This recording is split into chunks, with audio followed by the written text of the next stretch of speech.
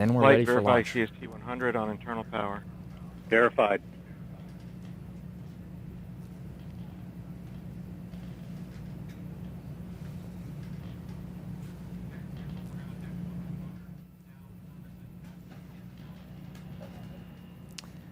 Now as that crew access arm retracts, again, the final pull for today is the launch vehicle pull. If you've watched Atlas launches, it will sound very familiar.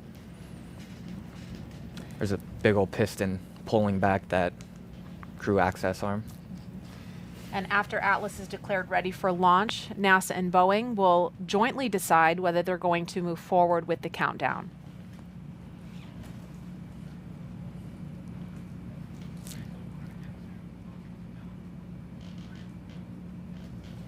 Again, about 9 minutes away from launch.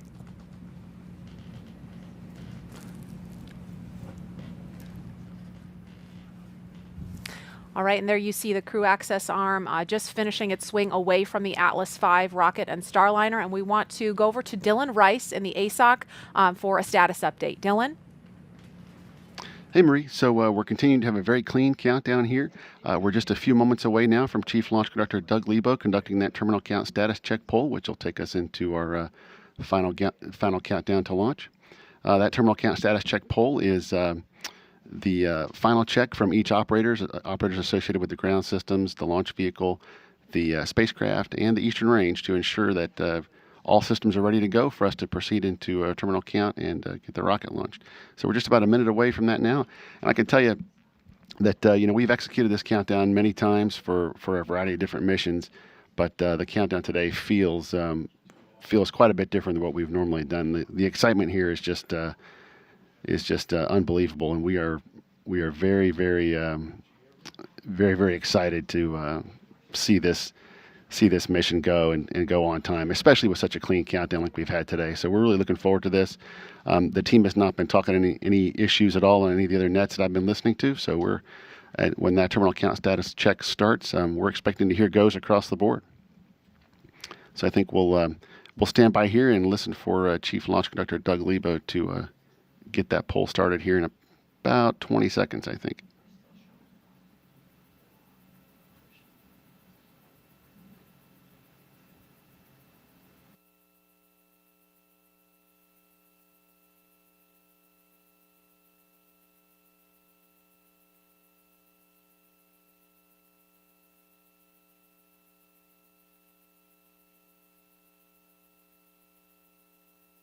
Status check to proceed with terminal count. Atlas systems, propulsion, go.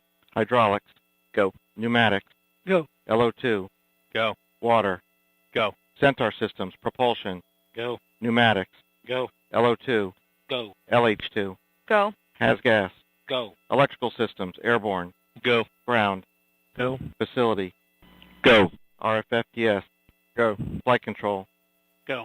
GCQ, go. Op support, go. COM, go. Umbilicals, go. Arm control, go. ECS, go. Redline monitor, go. Quality, go.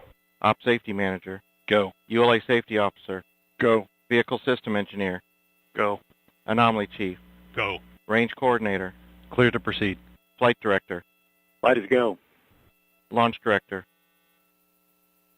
LD is go, and LC, you have permission to launch. Proceeding with the count. ALC, verify T0 is set for 11:36:43 Zulu.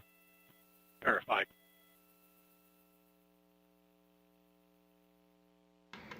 Well, Josh, Marie, you heard it. We are go for launch, right on time.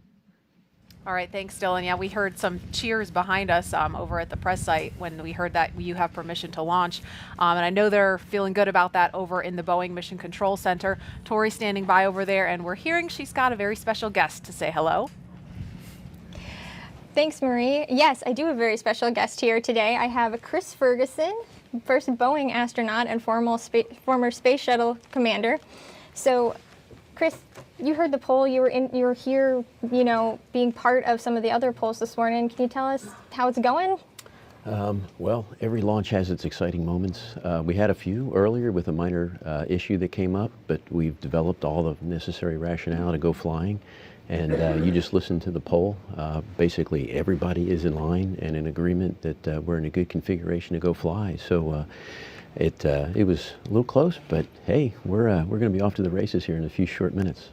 I know this is a really exciting time, right? Less than 5 minutes here until launch. So, you know, it's funny when we say we're less than 5 minutes to launch, but I know that you've been on the program for about 8 years now. So.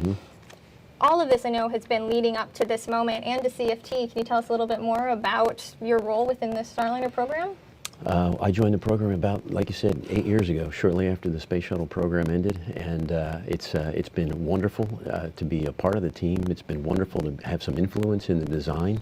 And now, you know, it's almost surreal. There it is out on the pad. You know, the labor of the last 8.5 years is sort of coming to, you know, it's game day, right? The big test is, and mind you, you know, our big game, right, for the spacecraft actually begins when the launch vehicle releases us 11 minutes from now. So we've got a lot of work to do, even though this is the exciting part that everybody enjoys watching the launch. Our big test really begins when the launch vehicle sort of releases us, and we have to go, you know, perform all the necessary demonstrations to get ready to dock to the International Space Station tomorrow. So we've got a busy 24 hours. Yeah, Chris, that is really exciting, right? It's busy, but I know the teams here are up for the challenge. Absolutely. All right, Josh, Marie, thanks for coming to us. Back to you. Well, it was great hearing from Chris. We are 3 minutes and 20 seconds away. The T-minus 4 minute hold was released. He is for Starliner. So we are going to quiet down, listen into the loops. I want to note that on ascent, because we have so many control rooms, you will be hearing reports from the Atlas Space Flight Operations Center, from JSC, and Marie and I will stick around. Securing LO2 topping. Atlas tanks to flight pressure. 2 minutes, 50 seconds. FTS internal.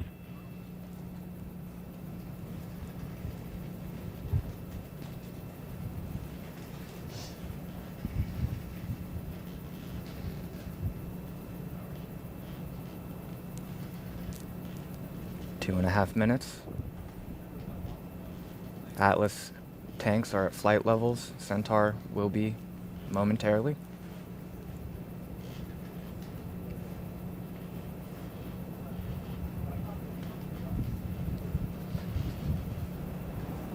If you're just joining us, we're approaching 2 minutes from the very first flight of Boeing CST-100 Starliner to the International Space Station.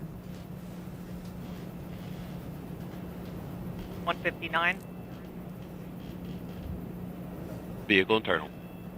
155, Launch sequencer start. 150, Securing Centaur LH2. Securing Centaur LO2.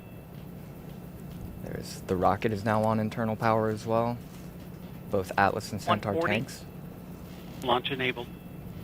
137, FTS armed. That was the flight termination software. If Atlas veers off course.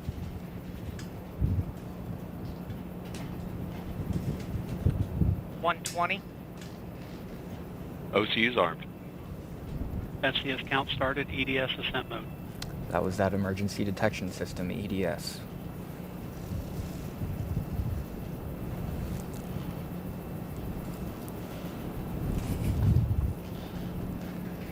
T-minus 1 minute, Rock, report range status.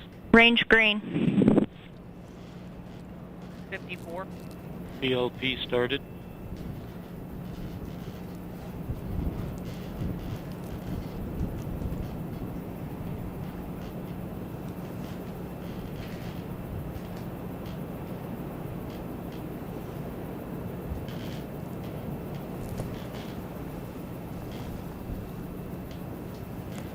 Thirty seconds.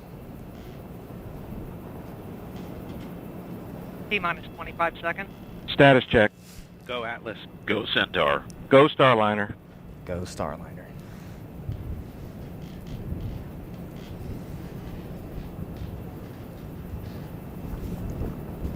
Ten, 9, 8, 7, 6, 5, 4, 3, 2, 1.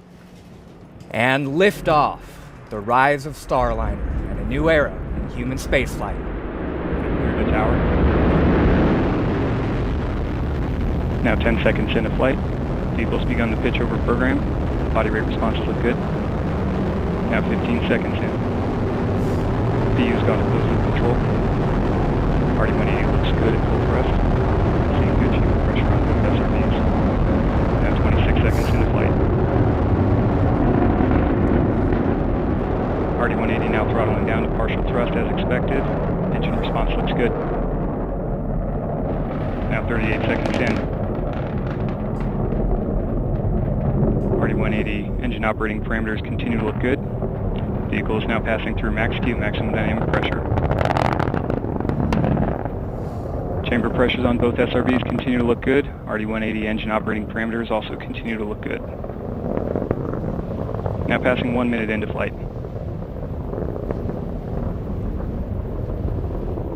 And Mach 1, Atlas 5 is now supersonic. And vehicle now throttling up. Engine response looks good. Continue to see good chamber pressure on both SRBs. 1 minute, 20 seconds into flight. Body rate responses on the vehicle look good. 1 minute, 30 seconds in, standing by for SRB burnout. And we have burnout on both solid rocket boosters. Atlas will hold on to the SRBs for an additional 48 seconds prior to jettison. RD-180 has gone back up to full thrust as expected. Engine response looks good. 1 minute, 50 seconds in. Atlas is now 17 miles in altitude, 11.5 miles downrange distance, traveling at 2,300 miles per hour.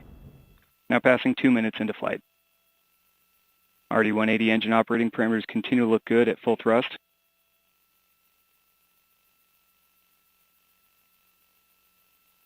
And at 2 minutes, 11 seconds into flight, the Atlas rocket now weighs just 1/2 of what it did at launch, burning propellant at a rate of 2,800 pounds per second. And we've seen good indication of jettison of both solid rocket boosters. Vehicle's gone to closed loop guidance. Now just under 2 minutes remaining in the booster phase of flight. 2 minutes, 35 seconds into flight. RD-180 continues to perform well. Engine's now throttling down slightly. Engine response looks good. And Atlas 5 is now traveling at over 5 times the speed of sound. Centaur reaction control system is now pressurizing to flight levels. System response looks good.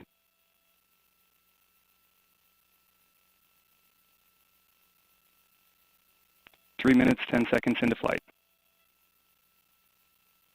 Atlas 5 is now 38 miles in altitude, 80 miles downrange distance, traveling at 5,800 miles per hour.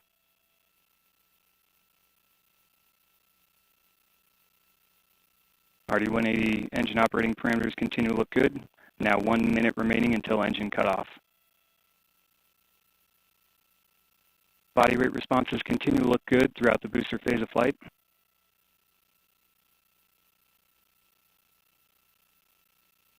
And RD-180 is now throttling to maintain a constant 3.5 G acceleration limit. Engine responses will all look good.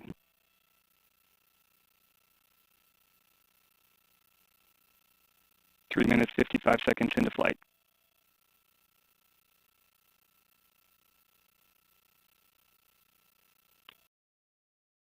Chill down sequence. 20 seconds to BECO.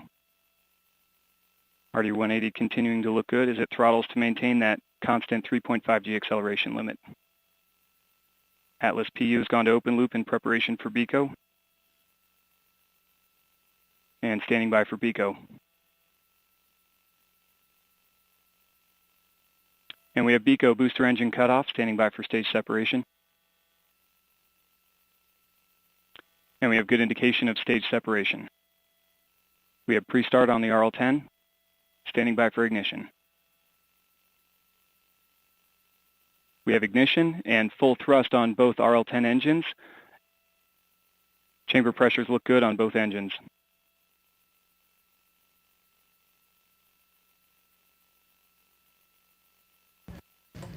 We have confirmation of ascent cover jettison on Starliner. Aeroskirt jettison. And we have good indication of aeroskirt jettison. Centaur now resuming active attitude control after successful aeroskirt jettison. Chamber pressures on both RL-10 engines continue to look good. This was a very critical piece of the mission here. Staging is always a very dynamic piece of flight. Now passing 5 minutes, 30 seconds into flight.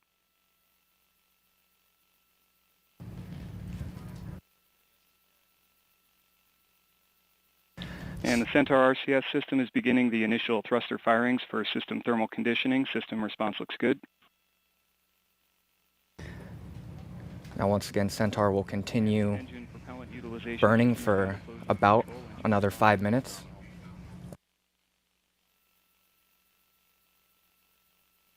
Now passing 6 minutes into flight.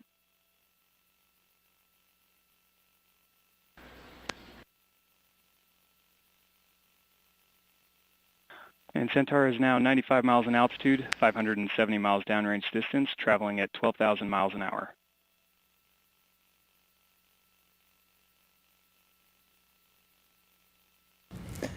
Those dual RL-10 engines continue to propel Starliner. They are making up for a little bit of the booster flying a flatter trajectory and at lower thrust, again, to maintain that 3.5 G forces. Again, a first flight for the dual-engine Centaur on an Atlas V. Starliner and Centaur continue to head to orbit. Throughout this Centaur burn, chamber pressures have remained very stable.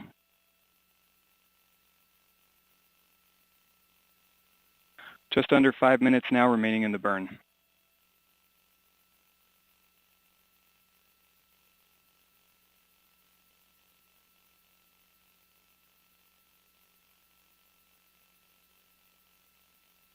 And Centaur is now 102 miles in altitude, 800 miles downrange distance, traveling at 12,700 miles per hour.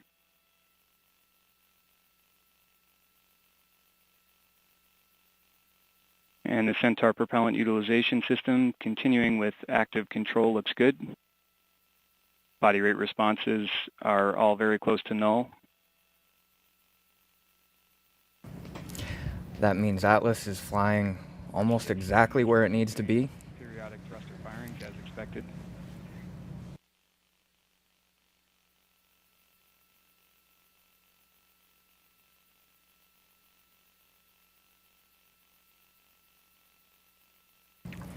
Now passing 8 minutes into flight. If you are just joining us, 8 minutes into Starliner's first flight. We've been through a successful booster stage separation. Centaur continues to propel Starliner. The next major milestone will be main engine cutoff at 11 minutes and 58 seconds. Both Centaur RL-10 engines are continuing to perform well throughout the burn. Chamber pressures look good.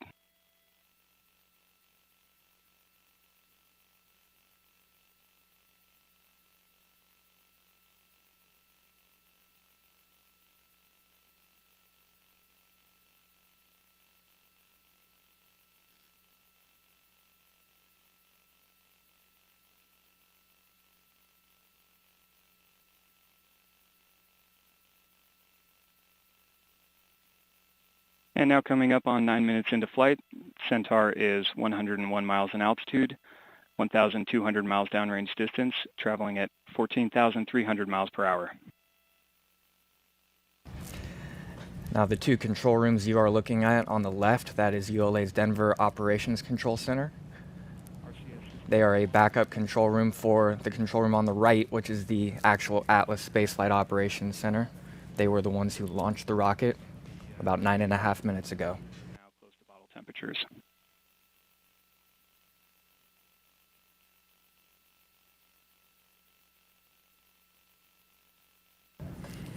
As you can see, everyone is locked in on their screens monitoring data. You might have noticed there wasn't much excitement during launch, but ULA will be happy once we get to stage separation, which is coming up almost 15 minutes after launch, so about 5 minutes from now.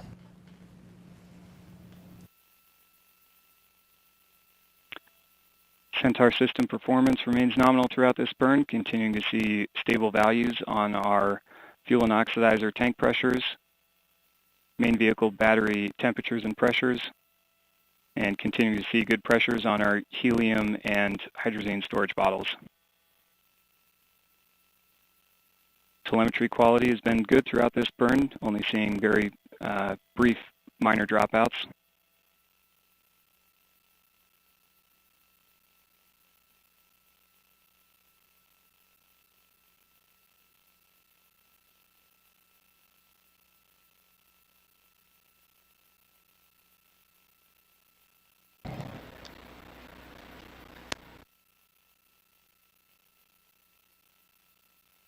Now approximately 1 minute remaining in the burn. So once again, after Starliner separates from Centaur coming up in about 4 minutes, Starliner will circularize its orbit with an orbital insertion burn. Again, about to main engine cutoff. Chamber pressures on both RL-10s continue to look good.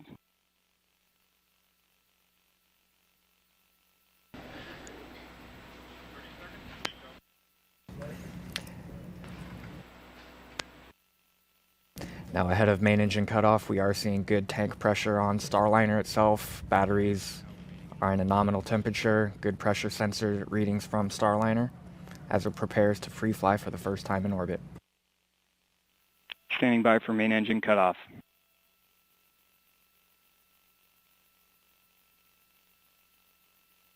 And we have MECO, main engine cutoff.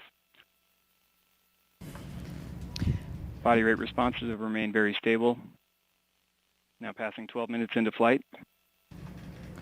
Now Starliner will stay attached to Centaur again until about 15 minutes. Expected to separate at 14 minutes and 58 seconds after liftoff. And that will be the first time Starliner free flies in orbit. And at that point, Richard Jones and his team in Houston will have full control over the vehicle.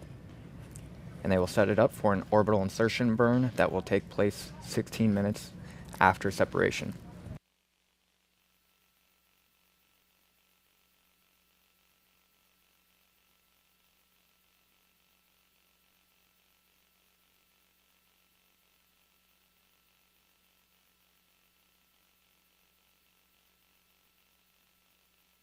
Approximately 2 minutes now remaining until OFT capsule separation.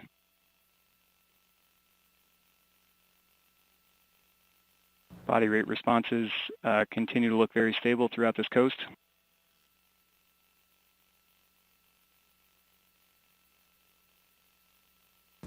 So you're looking at the Boeing Mission Control Center there.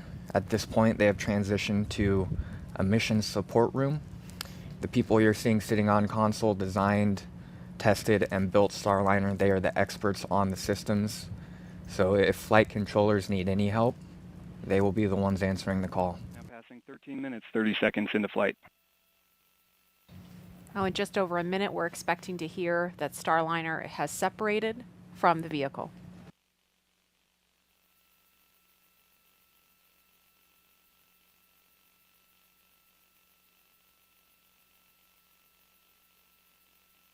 And about 1 minute now remaining until OFT separation.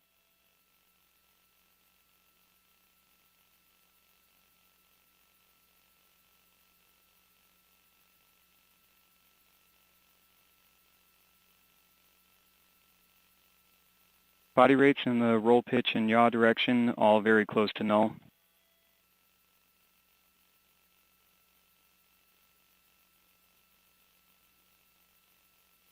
And about 30 seconds away from spacecraft sep.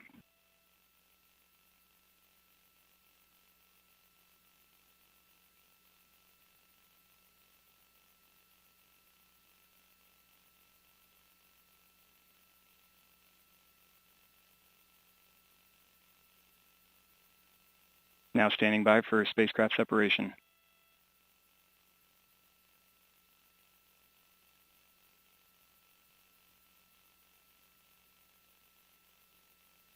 And we have good indication of separation of the OFT capsule.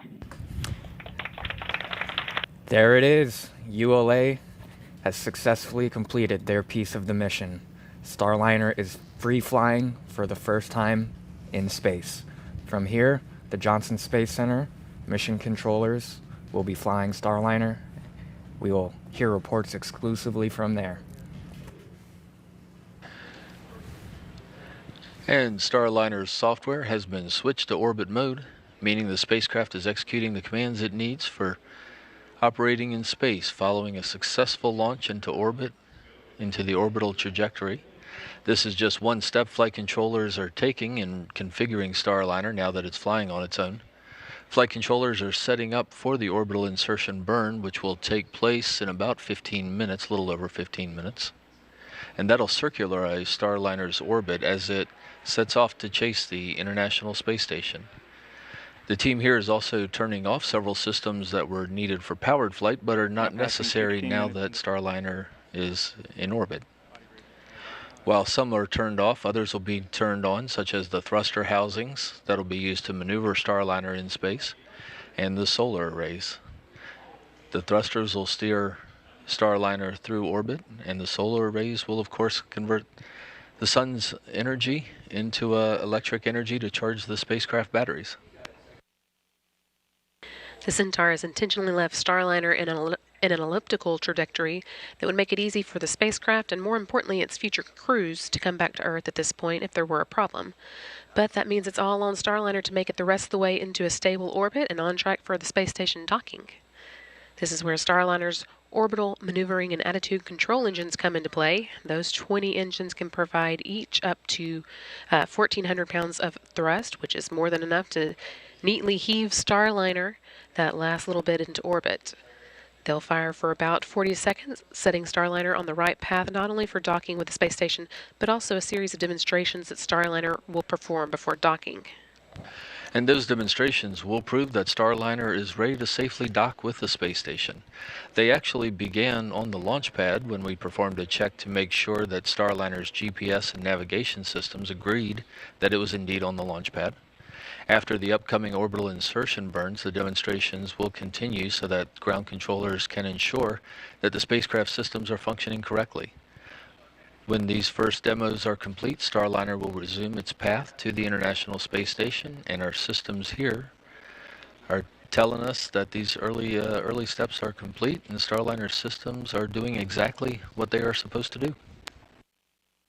We still have a few minutes before that orbital insertion burn, about 13 minutes until it takes place. So let's go back to Florida, where Josh and Marie have watched a spectacular morning liftoff. Brandy, it was a beautiful launch from here in Florida. It took off right here behind us. It is, the sun is starting to rise. There's a little bit of a rocket plume left over there behind us. No rocket left back there, but it was just, it was stunning to see. I know you weren't looking from this view, you were looking much closer, but we just turned around in our seats to feel the rumble. And I know you didn't see people celebrating in the control rooms because, their job's not done at liftoff. It goes beyond that much further. And so people are, I think, now just beginning to breathe again. And so folks are just so happy about this accomplishment. Obviously this is just the beginning of the mission, but such a huge momentous occasion this morning. And we're actually hearing that in the BMCC, Tori Pedrati is with Louis Atchison, who was Starliner's very first launch conductor and saw us through a successful first launch. Tori and Louis got to be feeling pretty good right now. Yes, thank you, Josh. That is, it's really excellent to have Louis here and to have, take him away from console for just a minute to talk with us. So, Louis, I know that you and Chris Ferguson have been very close through this entire process, and I know that he asked you to create the launch procedures. Can you give us some details about that? Sure. I think, as you all know, Chris has a very vested interest in how the launch procedures were put together. I started with the program probably about 7 years ago. About a year in, I was still a flight test engineer on the program. Happened to run into Chris in the elevator on the way to work one morning, and quite frankly, I didn't know he knew my name, but he said, "Hey, Louis, if you got a little bit of spare time, can you work and maybe see if you can figure out how these launch procedures are going to work for the program?" And of course, I was like, oh yeah, sure, spare time. I can find time to gen up some launch procedures. So that began basically a 6-year journey on finding a unique way to integrate the United Launch Alliance Atlas V launch procedure, which is a tried and tested launch process, with something that had never flown before, our space capsule, and we're a lot different than any of the other payloads that they've flown. So as you can imagine, we had to merge several different cultures. Our flight control team, which is really homegrown from NASA, our ground control team, which is here at C3PF, that performs a lot of the spacecraft power-up activities. And you're located here in C3PF, correct? That's correct, yeah. right. I'm Florida local. So working through those processes, procedures, and finding a way to integrate all that. And oh, by the way, we have to find time to load a crew one day. And so taking that and marrying those things up so that everything comes together for an instantaneous launch window. So today, fortunately, we made our window. It's a first flight program. We saw some challenges over the evening, but we've got a world-class team here, and they were able to pull through the little things that we were seeing. Fortunately, we've had a good training program along the way, and it's just an incredibly exciting day. I know, and seeing so far a successful flight has just been one of the best experiences I've had working on this program. But so you mentioned, we had a little bit of setbacks, some issues that we needed to work through. So I'm guessing today didn't go exactly according to plan. No first flight ever does. So yeah, we were working a couple issues with the comm subsystem. Fortunately, the flight control team was able to work it out before we went to fly today. A few days ago, we had a couple issues with the hatch, which we were able to, which we learned about when we did our integrated day of launch test, which was actually a fantastic test.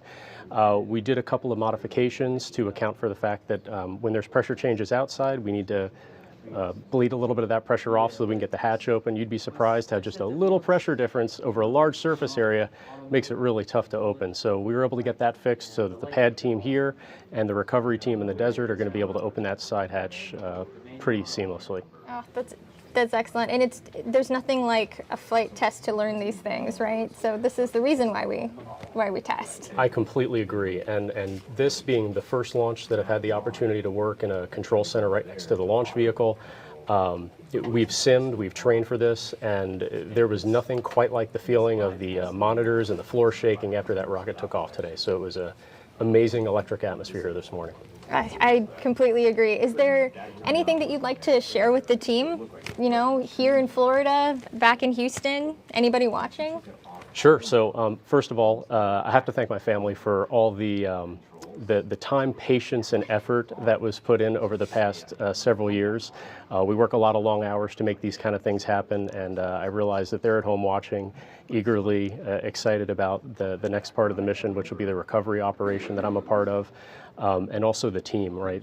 This is one of the greatest team sports you could ever possibly imagine, and it takes a lot of people to make all this happen, and a lot of people need to be at the right place at the right time and know the right stuff in order to make this instantaneous launch window happen, and quite frankly, everything happened on this program. Right. Well, thank you, Louis. It's been great to have you here. Thank you so much for taking some time to talk to us. Thank you. Josh, Marie, back to you. Thanks a lot, Tori. Thanks so much, Tori.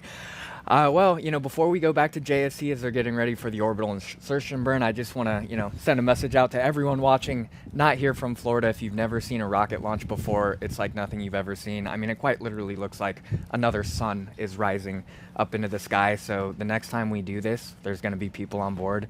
And if you're in the States, you can drive down here to Florida and come watch us fly. Yes, just be prepared for a lot of traffic. Don't expect to be going anywhere anytime soon after launch, because we expect the place to be pretty jammed up, just like it was during the space shuttle days. Yeah, I think there was upwards of 1 million people here. Now, this is actually some video that we got of the pad team right as they were closing up the White Room, showing us their enthusiasm before they got off the pad. And just taking a team moment to reflect on the history of this day. Yeah, I mean, and you don't always see it when we're doing these operational things, but the people behind the scenes, I mean, you saw them in that embrace there. It's really like a family. NASA, Boeing, ULA, we work side by side together every day. These people putting in these long hours, they're doing this together, everybody working towards a common goal. And you saw the culmination of that when we had that instantaneous liftoff on the first try. Exactly, and like you said, it's very much like a family. A lot of these folks are going to be spending Christmas, making sure Starliner is doing well attached to the International Space Station. It just takes so much hard work and dedication to do what they do. So. And we want to go back over to Houston. We are standing by. Before too long, Starliner is going to be in orbit, so we want to get an update from Steve and Brandy to see how things are going over there. Hi, guys.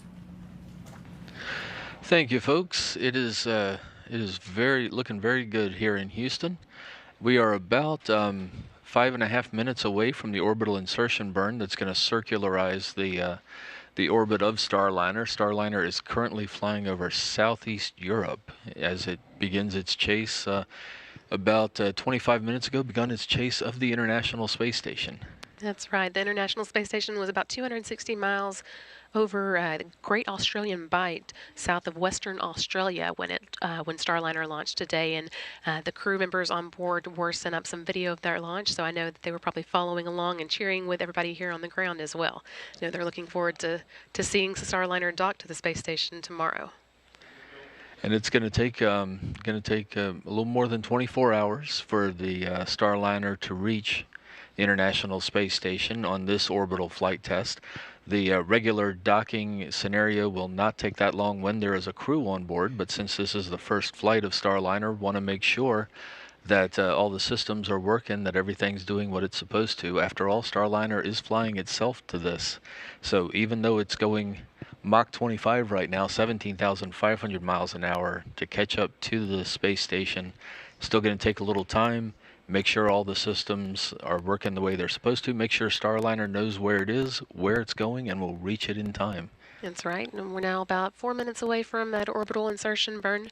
The team here on the ground is following along, making sure that all the systems are hooking up and talking like they're supposed to as we do get closer to that. That'll be about a 40-second burn. And again, moving the Starliner into the right orbit to catch up with space station.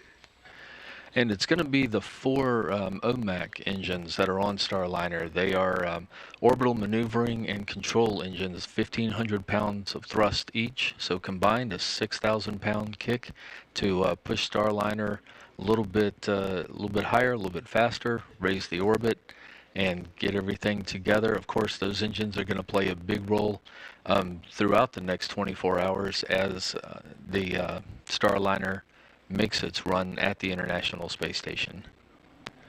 And we are now about 3 minutes and 14 seconds away from the orbital insertion burn. This, of course, follows a terrific launch this morning and the power of the Atlas V, putting Starliner on the exact right course and speeding it from 0 to orbital velocity in just about 11.5 minutes, I think, of powered flight. It's amazing how little time.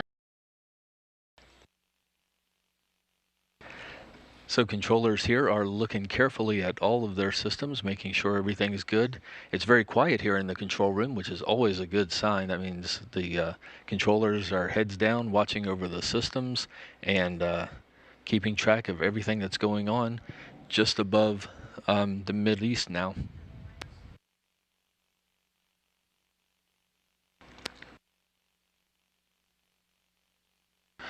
We're also seeing here that Starliner's reaction control system engines, they are, for the fine adjustments, 100-pound class engines, are making small adjustments as Starliner adjusts its attitude moving above Earth.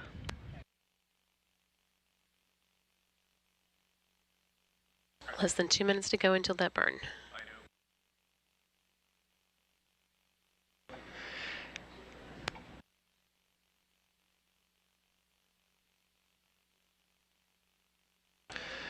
And you can see here the control room here in Houston, Starliner Mission Control. This is, of course, a flight control room that's been used before for NASA missions, but this is the inaugural Starliner mission, so it's the first time that it's been used for this Boeing spacecraft. And of course, controllers are used to this room and have spent a number of hours in here doing simulations and everything. It's a very professional crew, And many of these folks are veterans of the shuttle mission. Certainly Richard Jones, the flight director who is overseeing this ascent and entry team.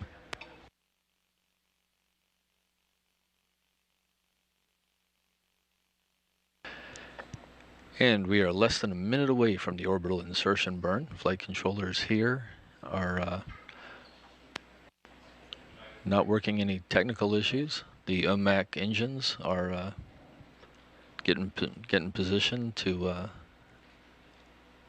make that 40-second firing that will circularize Starliner's orbit and get it into a position to continue its chase to the International Space Station, which is itself currently coming up on Central America.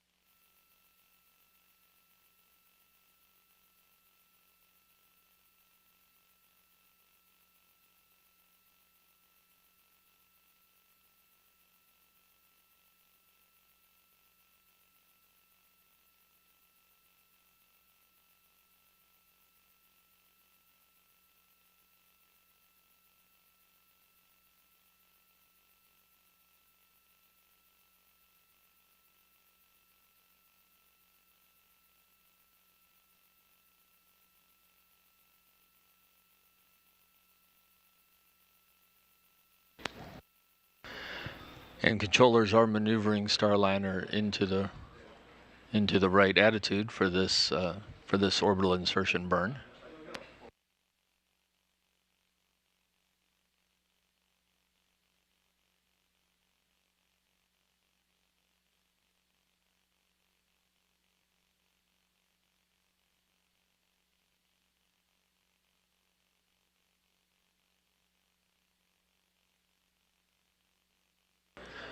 Controllers watching the systems.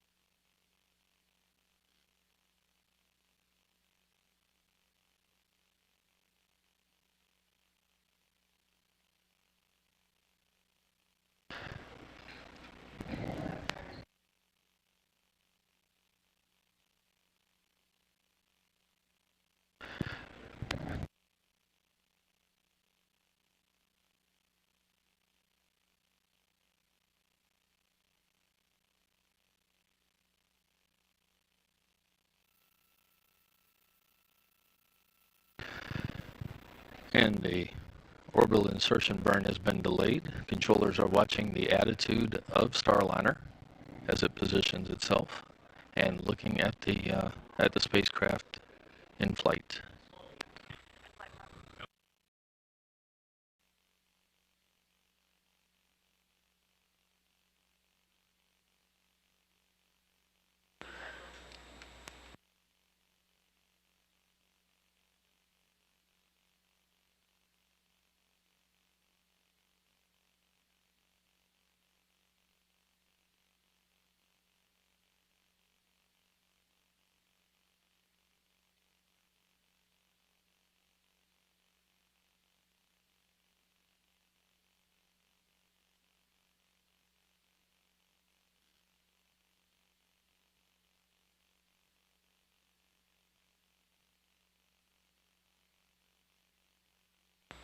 Once again, that orbital insertion burn that was supposed to take place about 5.5 minutes ago has been delayed as the team here on the ground is seeing Starliner not in the correct attitude for it. They're working through that, and we'll be looking for the next chance to get that done.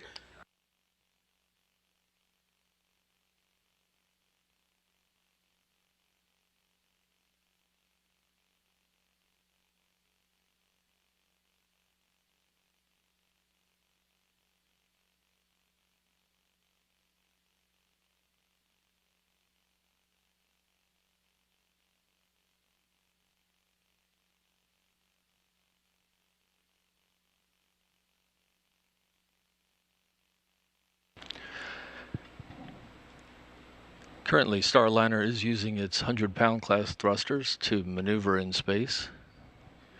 We are 37 minutes into this first flight of Starliner. And flight controllers are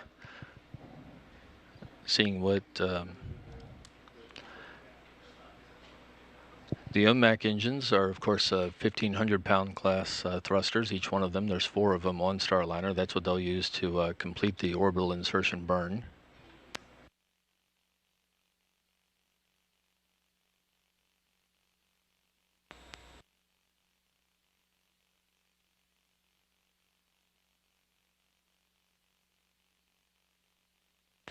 Team here in Starliner Mission Control still working through some steps to try and get Starliner in the right attitude for the orbital insertion burn.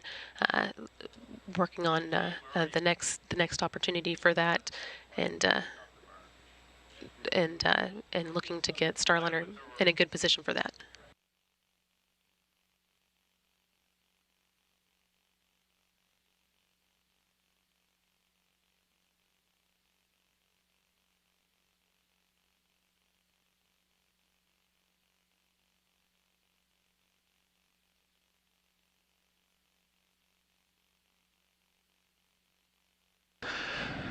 And Flight Director Richard Jones reports that we are in a stable orbit. Starliner is in a stable orbit.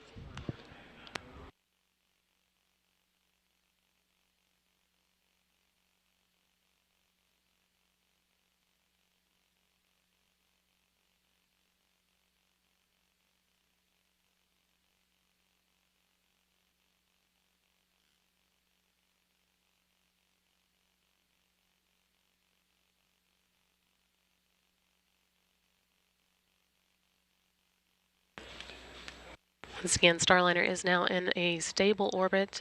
They've got it in a stable position, but the teams here on the ground are working through what the best next steps for Starliner should be.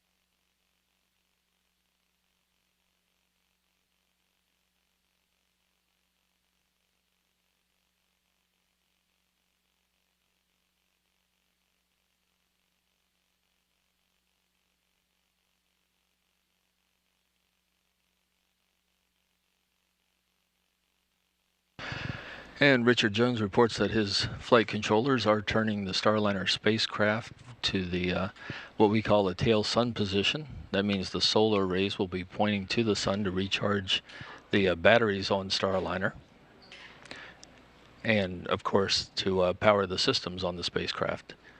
Starliner is in a stable orbit.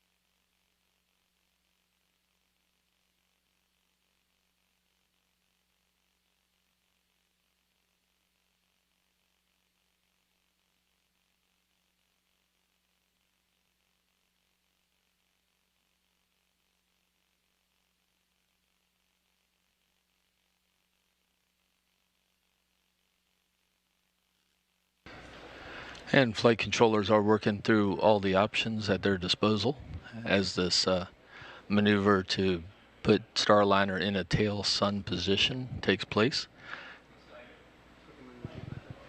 Starliner's flight path and orbit are both stable.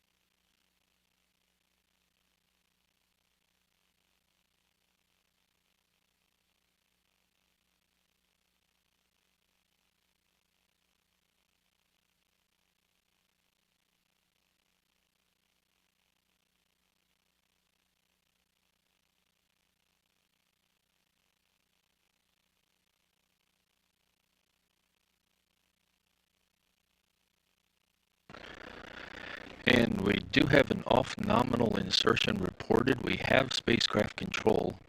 Guidance and control teams are assessing their next maneuvers. Spacecraft batteries are good, and the spacecraft is in a stable orbit.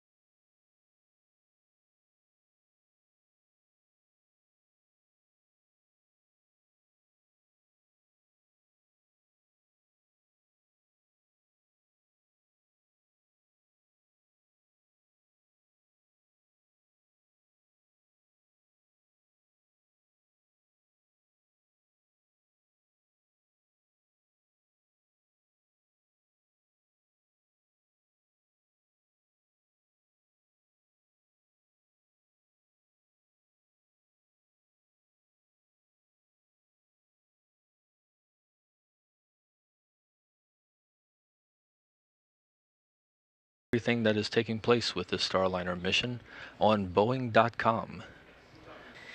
We'll also be getting you more information here on NASA TV as the morning progresses.